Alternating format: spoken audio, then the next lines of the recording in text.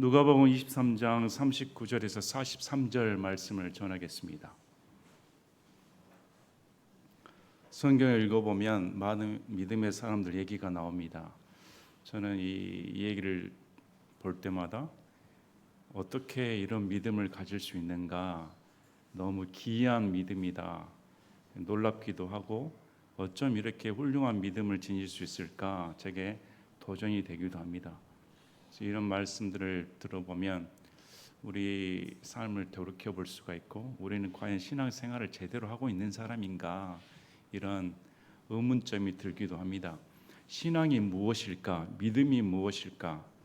오늘 본문 말씀을 보면 도저히 믿을 수 없는 상황에서 믿는 강도의 믿음 얘기가 나옵니다.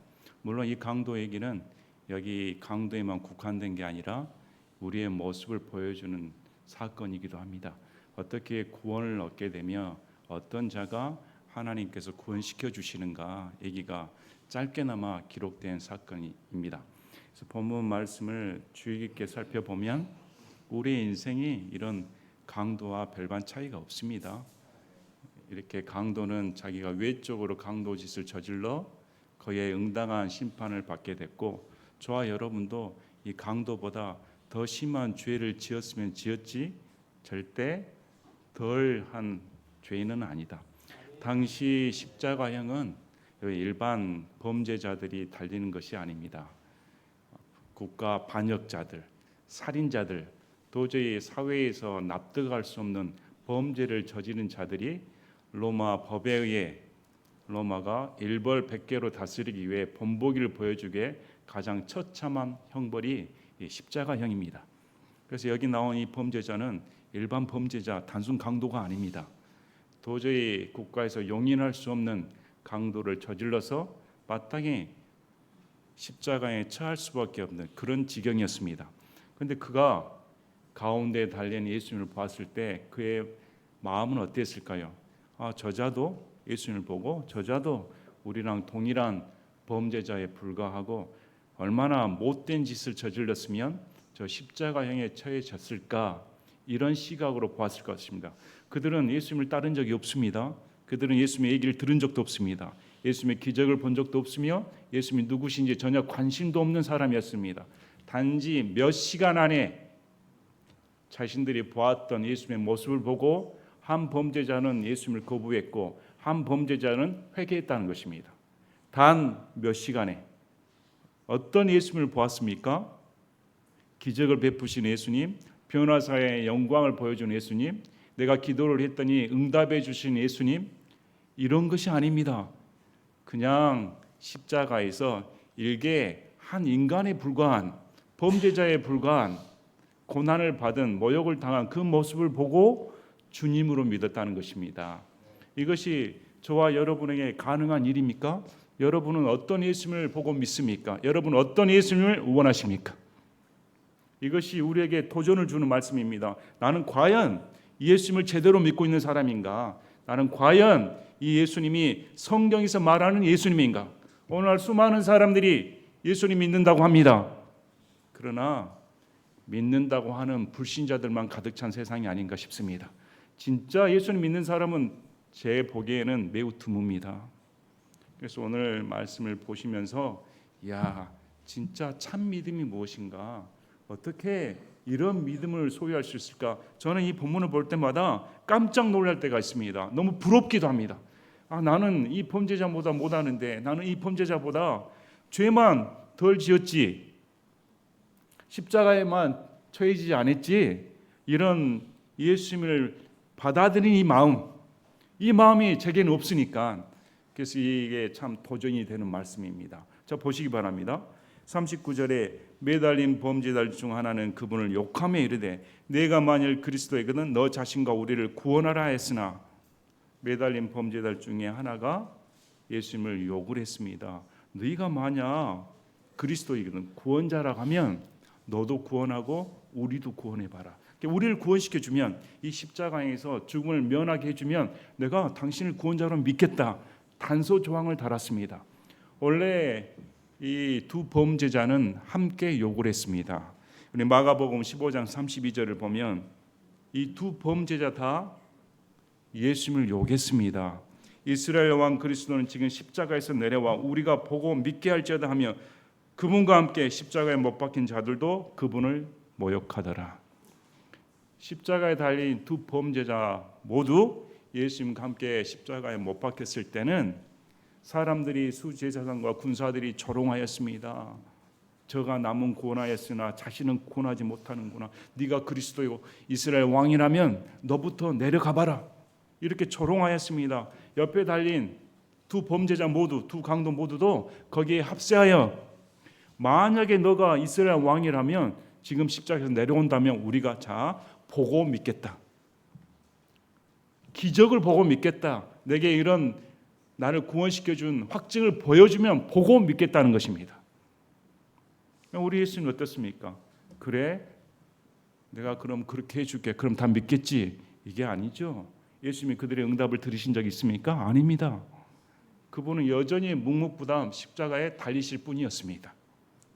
그런데 어떻게 처음에 그 범죄자들은 그렇게 동일하게 요구를 했는데 여기 보시길 바랍니다. 다른 하나는 그 사이에 이 다른 하나는 심경의 변화를 일으켰습니다. 그를 꾸짖으며 이르되 내가 동일한 정죄를 받으면서도 하나님을 두려워하지 아니하느냐. 자, 첫째, 이 범죄자의 심정이 뭐가 변화가 됐습니까? 하나님을 두려워한다. 이전에는 이게 없었습니다. 이전에는 저가 구원자야? 저가 그리스도야? 그러면 내가 믿는 하나님이라면 구원시켜봐. 그럼 내가 믿을게. 하나님을 조롱한 자였습니다. 그런데 어느 순간 그가 우리는 자 행한 일의 응분의 대가를 받았다. 참으로 공정하게 정죄를 받았다. 이게 무슨 말입니까? 올해는 죽어 마땅하다.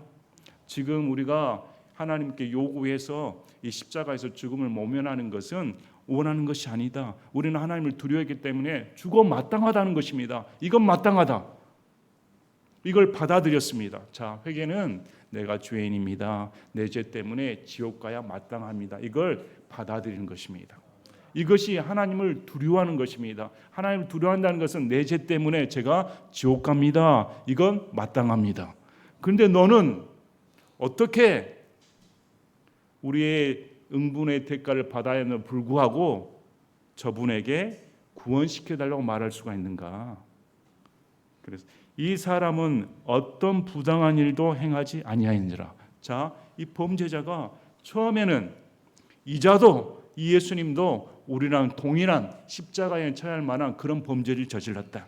그래서 지금 우리랑 같이 십자가에 처해 죽어 마땅하다 이렇게 생각을 했습니다. 그런데 단 몇 시간 내에 이 사람은 바뀌었습니다. 이분은 죄가 없는 분이다. 자, 여러분, 죄가 없는 분은 누구십니까? 하나님입니다. 하나님 외에 죄 없는 분은 없으십니다. 이 자의 눈에는 이분은 죄가 없으신 하나님이다. 이렇게 봤다는 것입니다. 부당한 일을 행하지 아니하였다. 자, 이것이 신앙 고백입니다. 하나님과 동시에 인간으로 오셔서 십자가에 못 박히신 그분, 남이 보기에는 수많은 군중들, 수많은 사람들이 저자를 모욕했습니다. 자칭 사기꾼이라고 생각했습니다. 어떻게 저자가 이스라엘 왕이 될 수가 있는가? 어떻게 저자가 그리스도가 될 수 있는가? 도저히 인간적으로 납득이 되지 않았습니다. 무슨 능력이 있습니까? 아무 기적도 행하지 못합니다. 저자가 어떻게 하나님이 될 수가 있는가? 그러나 범죄자의 눈은 달랐습니다. 이분은 죄가 없으신 분이시구나. 어떻게 죄 지은 자들 위해 용서해달라고 말할 수가 있을까? 어떻게 그 입에서 한마디 저주의 말도 나오지 않을 수 있을까? 어떻게 수많은 모욕을 참고 견디는 그런 존재가 있을 수 있을까? 하나님이 아니시고는 그런 선함, 그런 사랑은 나올 수가 없습니다. 그래서 이 범죄자가 봤을 때는 와, 이분은 진짜 부당한 일을 행하지 아니하시는 하나님 그 자체이시구나. 그래서 이렇게 말합니다. 예수님께 이르되 주여 고백합니다. 자, 어떻게 고백합니까? 주여. 무슨 말입니까? 내 구원자여라 말입니다. 내 구원자여, 내 하나님이여, 내 주인이십니다. 삶이 완전히 바뀌어버렸습니다. 주께서 주의 왕국으로 들어오실 때 나를 기억하옵소서. 자, 부활을 믿었습니다. 이 이제 죽음으로 끝나는 게 아니라 내가 십자가에 처하면 이제 죽을 건 마땅합니다. 그러나 죽은 후에 주님께서 왕으로 오실 때 나를 기억하옵소서. 무슨 의미입니까? 나를 기억해서 주의 왕국에 같이 살게 해달라는 말입니다. 여러분, 이 범죄자의 믿음 대단하지 않습니까? 많은 사람들이 자신의 범죄를 느끼고 자책할 수도 있습니다. 거기서 끝나버리는 경우가 많습니다. 그래, 나는 내 죄를 지어서 마땅히 죽어. 근데 더 나가지 못하죠. 이 범죄자의 믿음은 뭐까지 갑니까? 주님이 나를 용서하시면 나는 주와 함께 살 수 있습니다. 용서해달라는 말입니다. 용서는 누구에게 구합니까? 하나님입니다. 하나님만이 우리 범죄를 용서해 주시고 깨끗게 하실 수가 있습니다. 이 범죄자의 믿음은 주라 고백하며 내 죄를 용서만 받아 죽어 마땅한 응분의 대가를 치러 마땅한 자인데 하나님께서 나를 기억하여 주시면 용서해 주시고 함께 거할 수가 있습니다. 이걸 믿음으로 고백하는 것입니다. 자, 구원은 첫째, 예수님을 주님으로 영접한다. 그 전에 나는 죄인이고 지옥 가야 마땅합니다. 예수님을 주님으로 영접하고 그 다음 믿음으로 시인하는 것입니다. 주여 나를 기억하옵소서. 그리고 예수님께서 그 믿음을 보시고 진실로 내가 내게 이르노니 오늘 내가 나와 함께 낙원에 있으리라. 자, 이 범죄자가 예배 드린 적이 있습니까? 자, 이 범죄자가 헌금한 적이 있습니까? 이 범죄자가 무슨 노동을 해서 교회 일에 봉사한 적이 있습니까? 11조를 낸 적이 있습니까? 율법을 지킨 적이 있습니까? 단 한 번도 없습니다. 거기 서기관들, 제사장들, 율법주의자, 바리새인들, 믿는다고 하는 사람 수두룩합니다. 그들은 누구나 하나님의 열심히 있다고 자청하는 사람들이었습니다. 그러나 구원받은 사람은 이 범죄자입니다. 여러분, 이것이 우리에게 시사해 준 바가 뭘까요? 우리의 행위로는, 우리의 의로는 전적으로 하나님 왕국에 들어갈 수 없다는 사실입니다. 이 범죄를 통해 하나님께서는 믿음으로 구원받는다. 아무리 너희 눈에 볼 때 저 흉악한 자, 저 자는 십자가에서 못 박혀 죽어 마땅해. 나는 더 의로워. 저런 짓을 하니까 죽어 마땅하지. 그렇다고 해서 그가 지옥 가는 것이 아닙니다. 천국 가고 지옥 가는 것은 순전히 믿음입니다.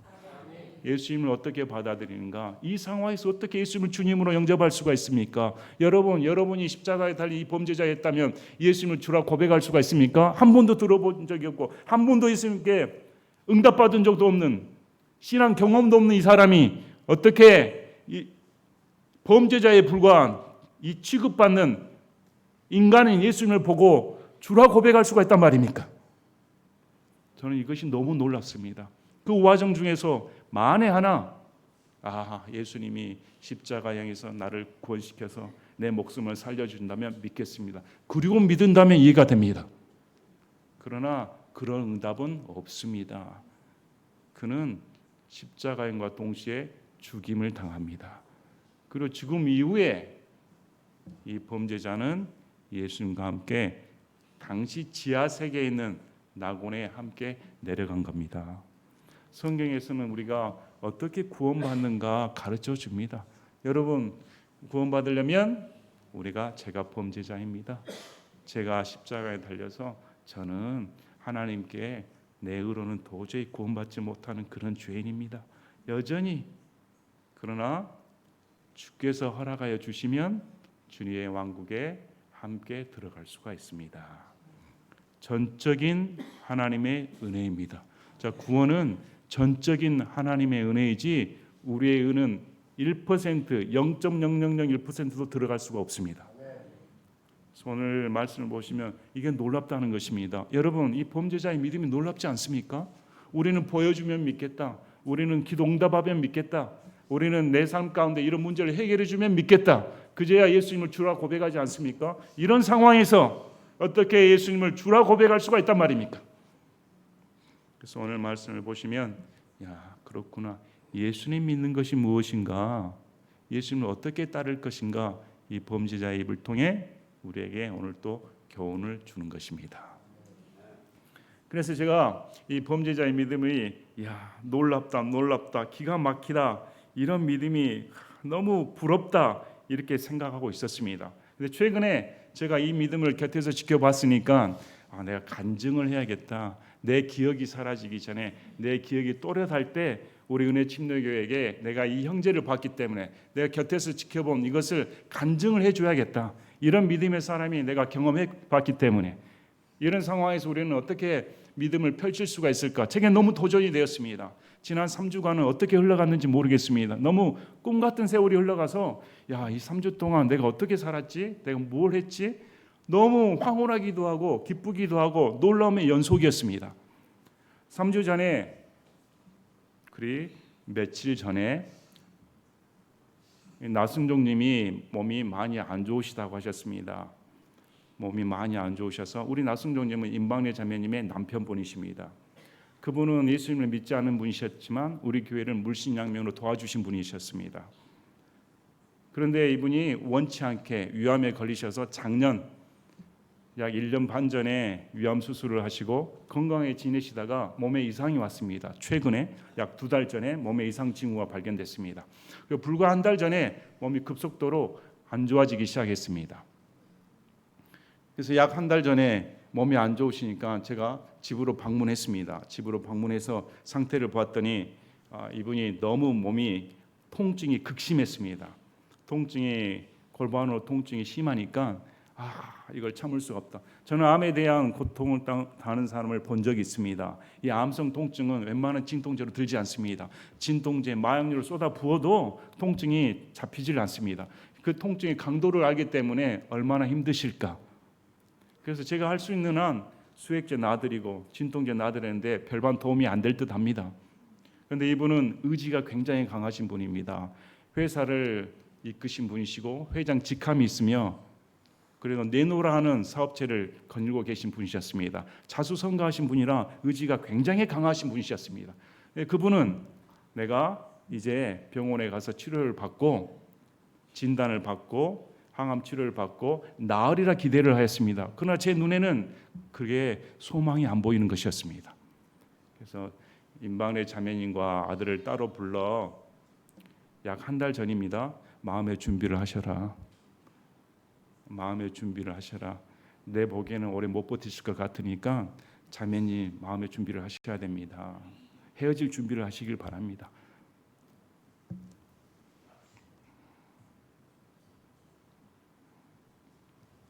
아들에게도 마음의 준비를 해야 된다.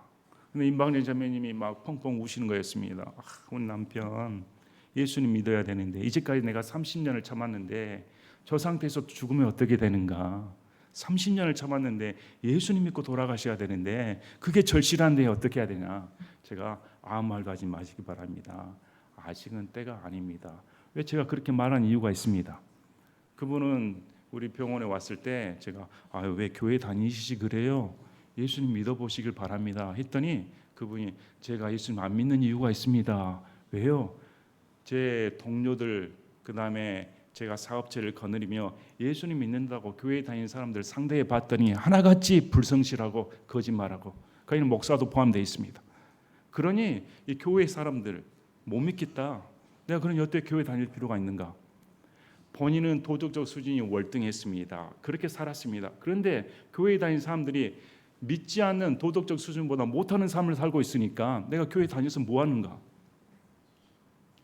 그러니까 그런 사람들을 보면 교회에 대한 불신감이 있었습니다. 그래서 박래 자매님한테 이런 상황에서 복음으로 밀어치면 더 반감 느낍니다. 자신의 몸에 대한 자존심도 갖고 계시는데 내가 몸이 허물어지니까 예수를 믿겠다고 하면 더 마음의 상처를 받습니다. 절대 예수 믿으려만 하지 마시길 바랍니다. 그리고 종합병원 가신 다음에 9월 13일 날 전대병원으로 가셨습니다. 이 나순정 희재님은 자신의 몸이 중한지를 모르고 이제 내가 전대병원에 가면 의사로부터 진단을 받고 새로운 치료를 받아 통증으로 해방되어 다시 일을 열심히 해야겠다 이런 꿈을 갖고 계셨습니다. 또 아울러 이제 며느리가 그 귀한 또 임신을 하게 되었습니다. 그래서 부푼 꿈을 갖고 있었습니다. 이제 단란하게 이제 손주들과 함께 잔치를 벌일 그런 계획을 갖고 계셨습니다. 그래서 13일 날 금요일 날 전대병원에서 진단 받으셨는데 보호자만 알게 따로 불러서 이제 암이 다 퍼져 버렸습니다. 뼈 전이가 다 돼버렸습니다. 이게 거의 절망선고입니다. 근데 나승조님한테는 차마 말을 못하는 것이었습니다. 이분이 어떻게 받아들일까? 이분이 그 말을 들었을 때 삶의 의지를 놓아버릴 것 같으니까 이러지도 못하고 저러지도 못하는 상황이었습니다. 그리고 우리 14일부터 추석 연휴가 됐습니다. 14, 15, 16, 17, 18 이렇게 쭉 추석 연휴 기간이었습니다. 저와 아내는 매일 갔습니다. 매일 가서 손잡아주고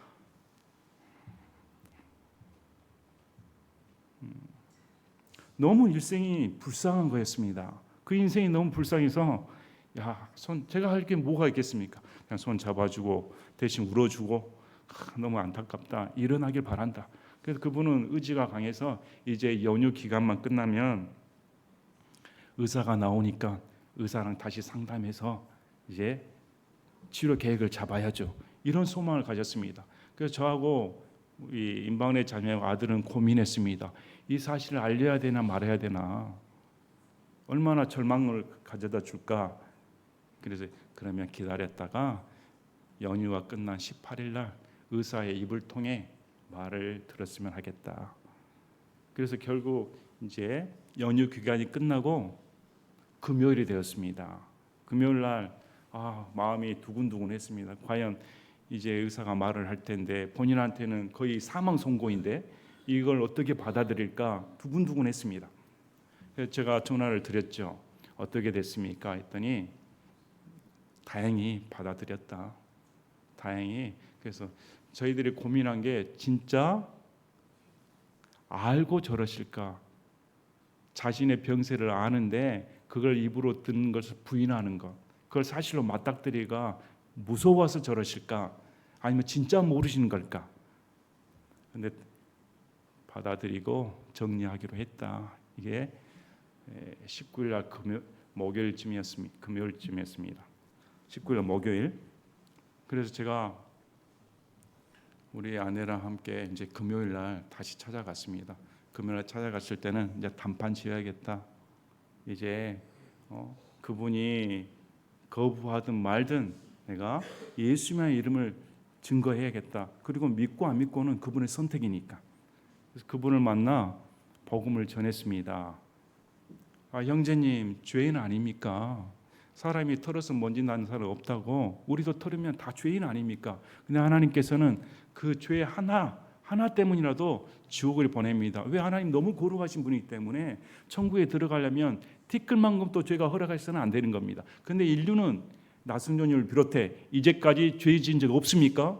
죄 지은 적 없다면 거짓말 아닙니까? 그분이 그렇습니다. 저는 죄 많이 지었습니다. 그러면 그 죄 때문에 지옥 가는 것입니다. 그러면 죽어서 지옥 가시겠습니까? 예수를 믿어야 천국 가는데 예수님은 다 용서해 주십니다. 회개하시길 바랍니다. 그런데 이분이 알겠습니다. 그런데 전에도 제가 말씀드린 것처럼 저는 교회 다닌 사람 보면 믿고 싶은 생각 없습니다. 알겠습니다. 저는 이렇게만 전하겠습니다. 믿으면 천국이고 안 믿으면 지옥입니다. 그것은 철저히 형제님 선택입니다. 그리고 이제 복음을 전하고 나왔습니다. 나와서 집으로 가기 전에 아들과 함께 앞으로 아버지에 대해 어떻게 할까? 호스피스 병동으로 옮겨야 된다. 근데 지금 호스피스 병동이 광주에 몇 군데가 없는데 아들이 또 다 찾아보고 많은 고생을 했습니다.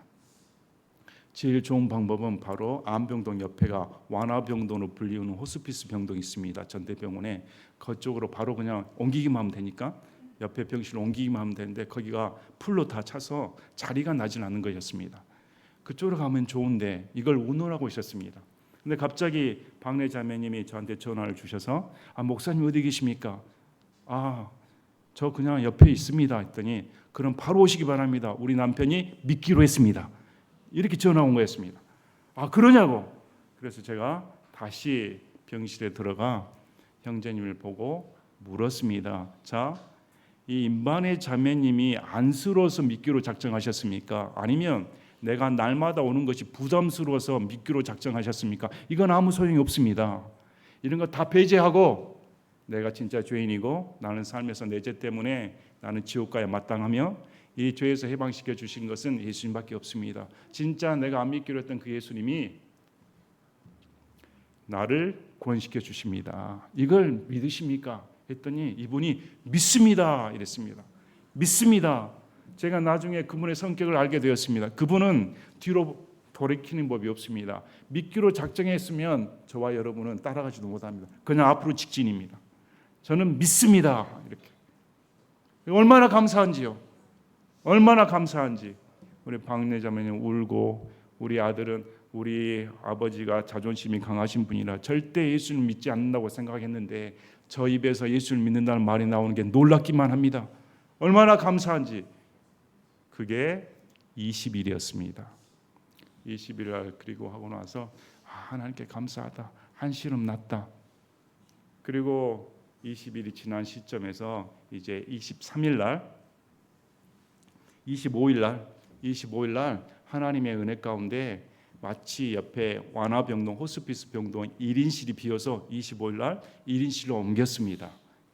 옮겼고 이제 일주일이 지나 27일이 되었습니다.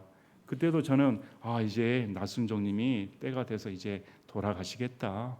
이제 27일 일주일 됐으니까 27일 날 저와 아내가 이제 최선을 다해 남은 예수님 얘기를 들려줘야겠다. 이제 돌아가기 전에라도 예수님에 대한 확신과 천국에 대한 확신과 예수님이 누구신가에 대해 더 알려드려야겠다 하고 27일 날 방문을 했습니다. 호스피스 병동입니다. 1인실입니다. 여러분이 호스피스 병동 한번 가보셨습니까? 암병동만 가도 얼마나 적막감이 흐르는지요. 웃음소리는 들어볼 수가 없습니다. 슬프고 눈물 소리, 한탄 소리만 들리지 거기에는 밝은 소리가 들리질 않습니다. 그러나 제가 1인실에 딱 들어간 순간 놀랐습니다. 마치 천국의 문을 여는 듯 싶었습니다. 이건 말로 형용을 못하겠습니다. 어떻게 주위에서는 사람이 죽어나가고 슬픔과 한탄 소리가 들리는데 사망의 음침한 냄새가 들리는데 이 1인실만큼 나순정님이 계신 1인실만큼은 너무도 밝은 거였습니다. 나순정님이 앉아서 또이또이 말을 하는데 똑똑하게 말씀을 하시는데 이분이 진짜 아프신 분인가? 제 눈이 너무 휘둥그레질 정도로 건강하게 말씀을 하셨으니 야 놀랍다. 어떻게 이럴 수가 있지?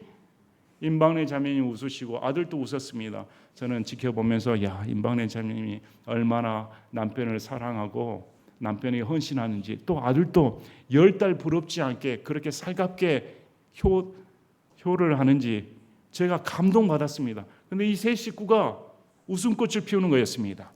여러분 이게 상상이나 됩니까? 그러면서 임방래 자매님이 아들 결혼하기 전에 우리 셋이 함께 살던 것이 기억이 난다. 아들은 결혼해서 옆에 사니까. 그러니까 우리 나순종님이 진짜 행복하다는 것입니다. 우리 셋이 오붓하게 이전처럼 이렇게 모였으니 자 1인실입니다. 집이 아닙니다. 아파트가 아닙니다. 병실이 좁습니다. 무슨 보호자들은 옆에 간이 침대에 자고 있습니다. 얼마나 불편합니까? 그런데 하나도 불편하지 않다는 것입니다. 너무 행복하다. 그래서 나순종님에게 제가 복음을 전하고 했더니 이분이 자 일주일간 어떤 일이 벌어졌는가 병문안 온 사람들한테 뭐라 말했을까요? 내가 예수쟁이가 됐다. 병문안 사람들한테 나는 이제 예수쟁이다. 여러분 얼마나 멋진 말입니까? 내가 예수쟁이라고 말을 할 수 있다니. 그리고 그분이 저한테 부탁을 했습니다. 절대 목사 그만두지 마시기 바랍니다. 우리 나순종님께 제가 참 고마워하는 것이 있습니다. 나순종님은 우리 교회 다니시기 전에도 임방래 자매님한테 우리 한재선 목사님 참 애로우신 분이다. 병원 교회밖에 다니지 않고 무슨 세상 노름을 하신 분도 아니고 세상 친구들과 어울리시는 분도 아니고 내가 보니까 병원 교회밖에 모르고 사시는 분인데 잘해드려야 된다. 이렇게 부탁하신 분이셨습니다. 그리고 그 자리에서 아들에게 부탁했습니다. 아들 여기 우리 목사님 교회에 잘 섬겨라. 일 다 도와주고. 그래서 제가 옆에서 자 녹음할까요? 지금 내용을 녹음해야겠습니다. 아들도 기뻐하고 이것이 27일 날 벌어진 사건이었습니다. 와 얼마나 행복하든지 저는 제 아내와 함께 그 자리에 있다는 것이 너무 감격스럽습니다. 저와 제 집사는 한 것이 없이 하나님께서 어떻게 한 인생을 돌보시는 것을 눈으로 목격할 수 있다는 자체, 그 기적의 장소에 있다는 것이 너무 감사했습니다. 어떻게 이런 일이 벌어질 수가 있을까? 그리고 그분이 힘을 얻어 밥을 먹기 시작했습니다. 물도 못 삼키신 분이 밥을 먹고 내가 힘을 내요. 내가 보니까 그분이 이제 힘을 내요. 신앙생활 더 열심히 하려고. 더 이제 하나님을 섬겨야겠다. 진짜 내가 일어나면 하겠다. 이런 소망이 있었습니다. 그러나 제가 보기에는 아닙니다. 하나님께서 일주일 연장시켜 줄 뿐이지 하나님은 데려가신다. 그래서 임방래 자매님이 목사님 이 남편이 이제 소망을 갖고 밥도 먹고 이게 이렇게 살려고 희망이 있습니다. 아닙니다. 자매님, 하나님께서 자매님을 준비시키려고 이렇습니다.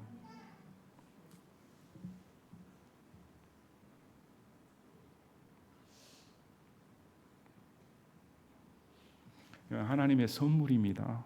하나님께서 20일 날 데려가셔야 마땅한데 하나님이 연장시켜 주셔서 가족들 간에 연합하고 예수님 믿는 것이 무엇인지 보여주고 믿음이 무엇인지 보여주고 가족이 하나 되는 이런 행복한 시간을 허락해 주신 것입니다.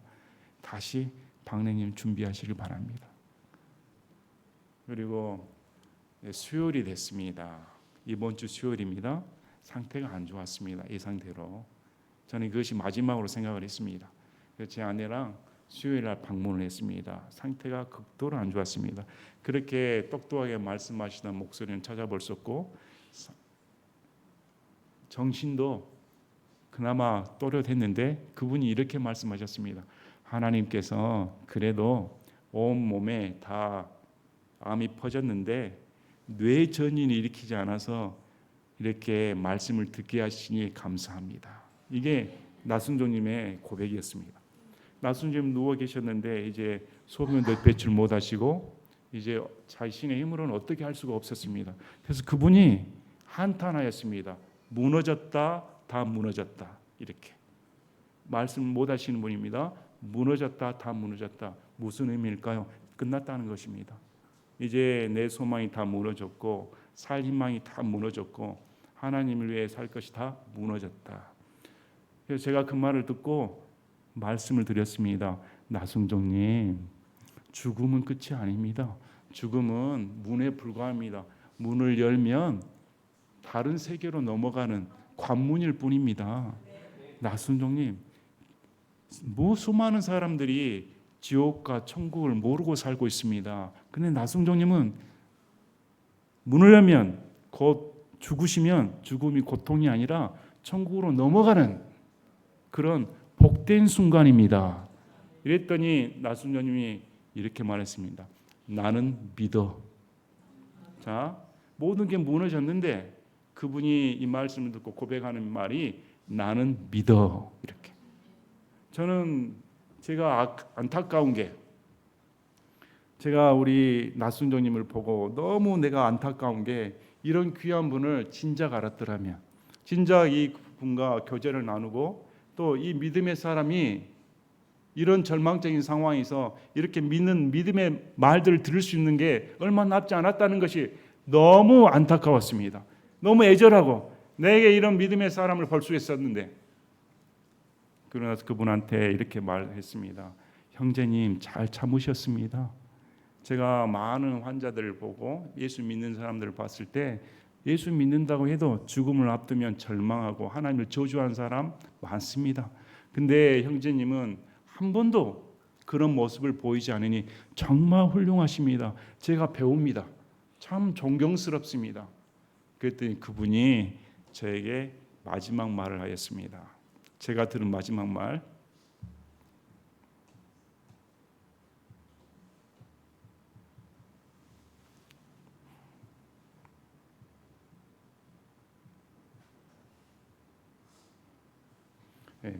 나는 그냥 좋아.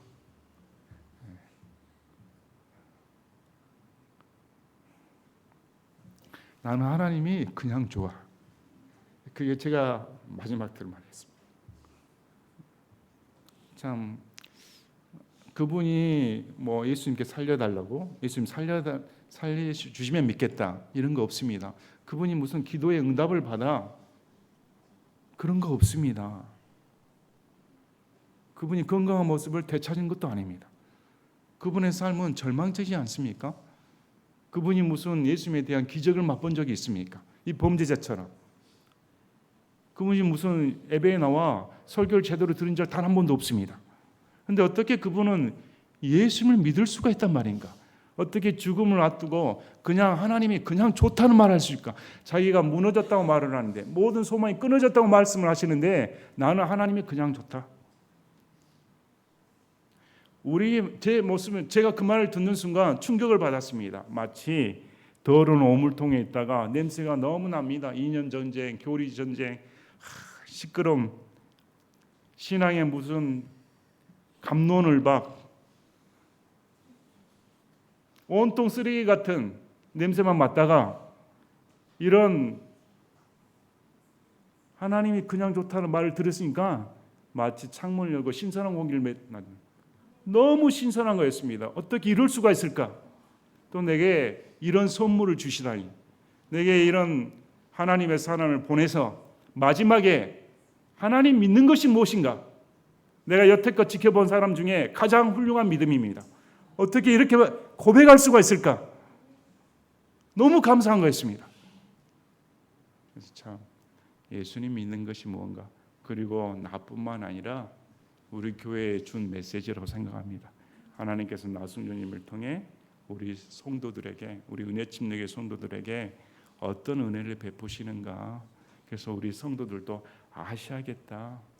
한 사람을 하나님이 얼마나 사랑하시고, 또 임방의 자매님, 아들, 모든 가족들을 이렇게 하나님의 방법대로 하시는 것. 사람들은 의아했습니다. 저도 의사로서 의아했습니다. 위장관 암은 그렇게 속도가 빠르지 않습니다. 알려진 것처럼 1년, 2년, 3년 늦게 끌어가는 병입니다. 근데 불과 2달, 3주 사이에 이렇게 급속도로 악화된 것은 거의 없습니다. 이렇게 급속도로 악화되어 그 짧은 시간 동안 이런 믿음의 흔적을 남기고 하나님의 부르심을 받아 이렇게 갔다는 사실이 너무, 하나님이 내게 내 인생 가운데 이런 귀한 선물을 주셨구나. 어제 장례시장 갔습니다. 어제 장례시장 갔는데 저도 장례시장 많이 다녀봤으니까 제가 다녀본 장례시장 중에 그렇게 화환이 많이 본 적 없습니다. 화환이 아마 수십 개, 수백 개 있는 것 같습니다.